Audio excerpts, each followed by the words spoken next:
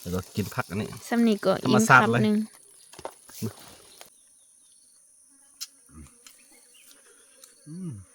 ชุบพึ่งหลาย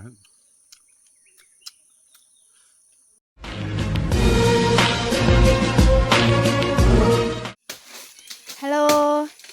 สบายดีทุกคนยินดีต้อนรับทุกคนเข้าสู่ซ่องอาคารน้อยอาคารน้อยกำลังตัดเนี่ยก็หัวปีกำลังซิมาเผากินเนาะทุกคนมื้อนี้คือตั้งใจซิมากินข้าวยุปลาเนาะว่าซิดักนกอีหยังแล้วก็มาเผากินยุปลาเพราะบ่ได้มากินข้าวยุปลาโดนแล้วนะกินข้าวยุปลาแซ่บกว่าอยู่เฮือนก็เลยว่าตั้งใจมากินข้าวยุปลาหรือว่ากินข้าวเปล่าตอนนี้คือเฮาซีได้นกมาแล้วประมาณ4-5 ตัวแล้วก็สีดังไฟแล้วก็เผาหัวปีแล้วก็เผานกอีหยังกินอยู่นี่เนาะทุกคนเดี๋ยวสิพาทุกคนเบิ่งบรรยากาศในการกินข้าวปลาของเฮากันมากัน2 คนมีหยังหมดส้ม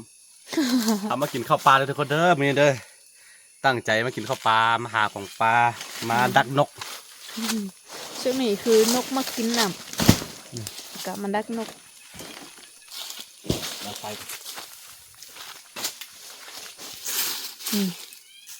ตอนนี้เขาซีดังไฟแล้วก็เผากินอยู่นี่หิวข้าวแห้งแล้วได้เฝ้านกมากินน้ำจนอยากนอนได้มาแต่4 ตัว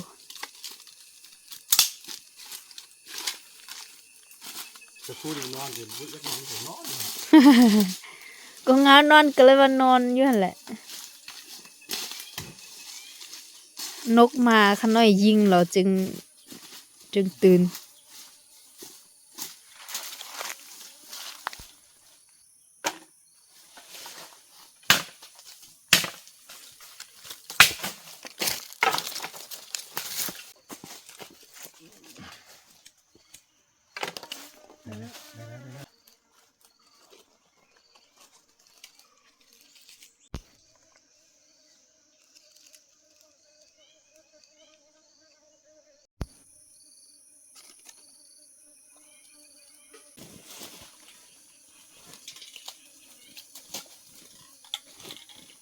อ้าวเราเยอะไหม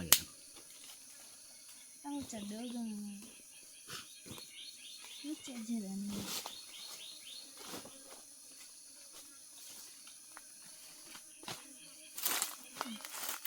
นี่เบย์สินะ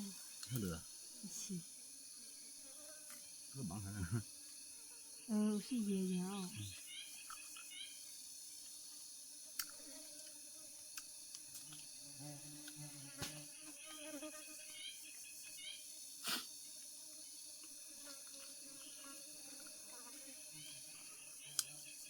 มีความอ่อนไว้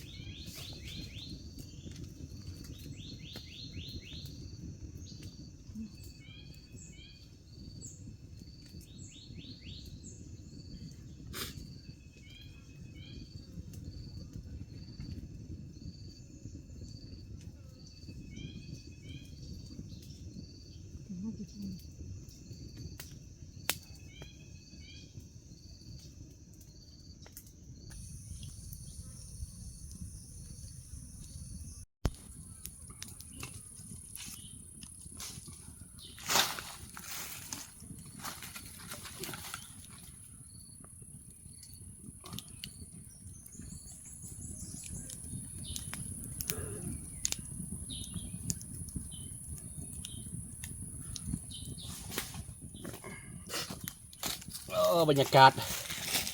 มาแบบนี้เหรอคิดฮอดสมัยนั้นเนาะสมัยเฮาจีบกันไม่ไม้เนี่ยเฮาสิพาสาวคูเข้าป่าตลอดเพราะว่าสาวคูจะแบบว่าบ่เคยเข้าป่าเนาะอยู่พุ่นอยู่เมืองสิงห์มันบ่มีแล้วบรรยากาศแบบนี้ ก็เลยว่าเวลามาทางนี้นี่สาวครูมักเข้าป่าก็เลยไปซ่อนปูซ่อนปลานอนปูนอนปลาอู้คักแห้งปลาในนี่คิดฮอดอันนั้นคือนี่อูกับอัน โดย ตัวมี กิน ลูกเราก็ไป ลูกกิน ใส่บ่ได้เลย ถ้าลูกง่ายเราค่อยมา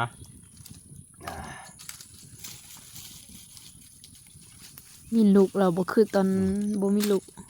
ไม่ยังพละเพิ่ม เกียมสิไปแล้วก็มีแบบมีเจ็บมีเป็นมานี่ต้องได้โจะเลยหั้นนะแบบนี้นะวางแผนไว้ก็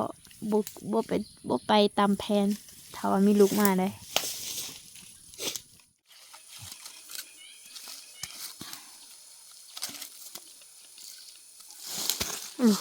สุกแล้วอาหารของเราสุกแล้วทุกคนนี่คือปีปลาหัวปีแล้วก็นี่ ดำของเรา เดิม มันที่มีความเป็น อยู่นี่รอฉันก็นี่มากินนี่นี่ งั้นเอาใบ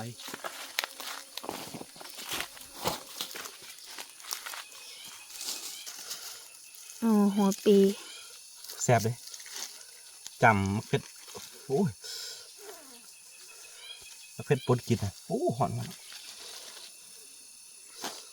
เห็นเห็นปีแล้วก็ว่า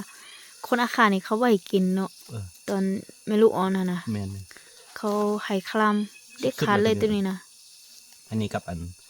สิ้นไก่บ่กูเป็นสิ้นไก่สิ้นงัวสิ้นควายเนาะ สินว่าหัวปี แต่ว่าพัดอันคนลาวคนไทยเขาแนะนำให้กิน ยาบำรุงน้ำนมมาหลายว่าสิเด้แต่ว่าเขากินก็บ่ได้ผิดกรรมได้ แต่ว่าข้าได้ถือ แต่ว่าข้านี่จักผิดบ่ผิดบ่ฮู้แต่ว่าห้ามบ่ให้กินเลย กินข้าวเด้อ เขาจะมาเด้ เดี๋ยวจีแหละ คือจะจีนแอ อันนี้ไงอาจิสจีนี่ทำนี้ก็อิ่มได้ได้นี่ แล้วก็กินผักอันนี้ ซ้ำนี้ก็ ธรร อิ่ ม ม ชาติ ครับ เลย หนึงป้า น้ำมันจะ เป็น น้ำ แซ่บแต่ว่าอันนี้หอมหอมได้นี่ เบิ่งคือแบบบ่เป็นตากินแต่ว่าหอมแซ่บอยู่อันนี้นี่แซ่บเนาะของแซ่บนี่ก็ของแซ่บกินธรรมชาติบ่หลังบ่เอ้ยหยัง น้ำก็บ่มี กินแบบนี้แหละ จัง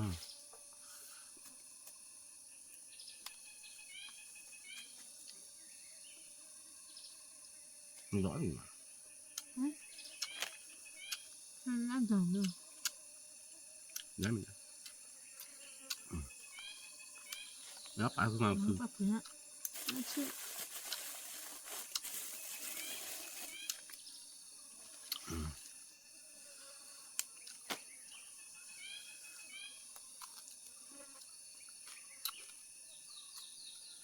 ไม่ใช่เพื่อนจะต้องหัวใจจริงๆจ้ะอ๋ออย่ามามากเลย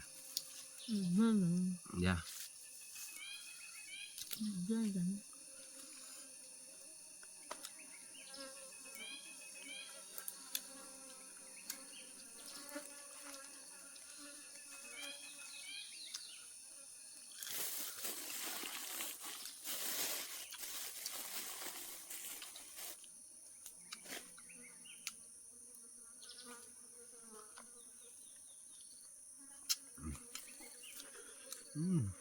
ชุบเพิ่งหลายครับ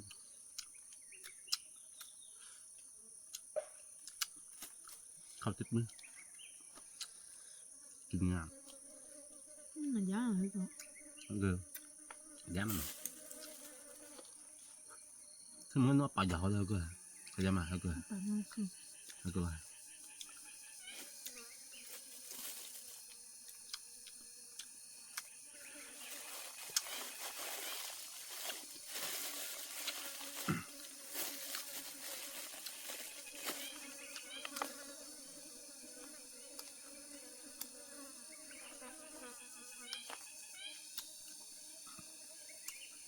มันมีไข่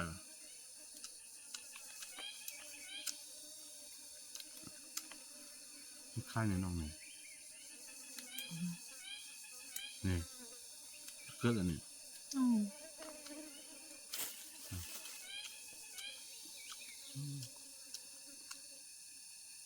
กูเพิ่งเนี่ยบูเอ็นเตือนะ โคตรหนูนี่ นะ โคตรหนูนี่ บูเรียกคืออะไรมันเลยอุ้ยจิ๊บมาซื้อไปจับเงินเงินดูเลยเราก็สงสารเขาคือกัน